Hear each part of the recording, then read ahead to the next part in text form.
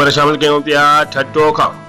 ميرپورساڪرو में استادن ऐं शागردन जो फीस वधण खिलाफ प्रेस क्लब ميرپورساڪرو अॻियां احتجاجي مظاهرو تعليمي بورڊ حيدرآباد طرفان نائين ऐं ڏھين ڪلاس जे शागردن जी फीस वधण खिलाफ government boys higher secondary school ميرپورساڪرو जे استادن شاگردن شھرين گسٽا عھديدارن جي اڳواڻي में سيڪنڊري اسڪول ميرپورساڪرو खां मेन بازار खां थींदे प्रेस क्लब ميرپورساڪرو ते احتجاج कंदे चयो त نائين ऐं ڏھين क्लास जे शागردن जी इम्तिहानी फीस माफ़ हुई पर ओचितो हिन साल 2000 ताईं इम्तिहानी फीस मुक़रर कई वई आहे जेका हिन महांगाई जे दौर में गरीब शागिर्दनि जी तइलीम लाइ ॼण त रस्ता रोक आहे। वधायल फीस जे करे हज़ारें शागिर्द इम्तिहानी फीस भरे न सघंदा।